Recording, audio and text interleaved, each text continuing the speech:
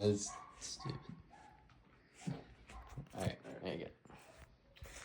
Hi, I'm Hunter. I'm a freshman here at FGCU, and today for my persuasive speech, I'll be talking about the home affordability crisis in the state of Florida and how it affects young aspiring homeowners. So, as I stated before, this is a serious problem with housing prices in Florida and how hard it is for young aspiring homeowners to actually go and buy a home. This can be after they're getting out of college or out of high school, even if they have a decent paying job. Florida government and policies regarding who can own houses needs to change, and interest rates need to be cut so it's easier for young Floridians to buy homes like myself. I'm sure some of us here know how hard it is to buy a home out of college. Whether you have friends, family, like cousins or siblings that are young, or even yourself, maybe you're young and trying to buy a home, it's a huge problem. Because of rising inflation, homes have become nearly impossible for young people to buy.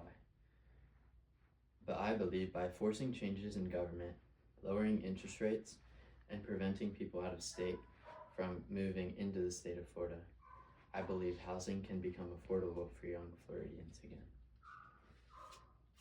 This problem is very relevant and has been on the rise for years now. By simply using your eyes and looking at the housing market, you can clearly see that it's a huge issue. Diving deeper and looking at things such as interest rates and people that move out of state, you can see that the problems lie right in front of us. The first topic I'll be covering goes hand in hand, and it's going to be the actual housing market and interest rates. The housing market in Florida and in the country is the most expensive that it's ever been. And in Florida, we're among the top 3 most expensive states to live in, accompanied with California in front of us and New York behind us. It's been increasingly on the rise, making it hard for Floridians to buy homes when getting out of college or high school. The housing market being so high is linked with interest rates being so high, which is due to inflation. But if interest rates were brought down or cut by the government, so would the market.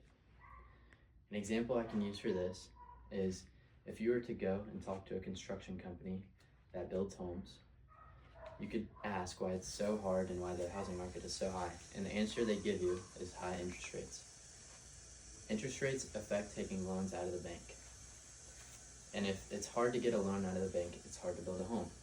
If interest rates are cut, it'd be easier to take loans out of banks of large sums of money. It'd be easier to build homes, and more homes would bring down the total cost of living in the state of Florida. According to the article, what does a Fed cut mean for Florida housing? In a state like Florida, where housing is consistently high, low rates encourage more buyers to enter the market and more refinancing as well. Also, a shift in interest rates has the power to change affordability, demand, and change how quickly homes sell. All would be beneficial to us. Now, you might be wondering, what does this mean for young homeowners? The effects that it would have on us would be tremendous. Young people like me are scared coming out of high school or college because they're afraid they'll have to move back in with parents even if they find a decent paying job coming out of high school or college. Of course, due to the housing affordability.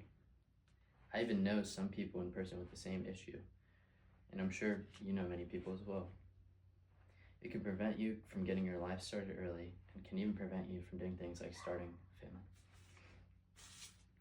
According to the National Association of Realtors, the share of first-time home buyers dropped to a new low 2% of all buyers, and the median age of those first-time buyers increased to 40. To put this in perspective, in the 1980s, the average age of a first-time homeowner was in the mid-20s. Now, another reason why housing is so bad is due to out-of-state homeowners. They have a huge effect in the housing market because they buy things such as Airbnbs, timeshares, vacation homes, and all of that is rising, especially since the pandemic. This drives prices up because they buy homes and supply and demand becomes thinner.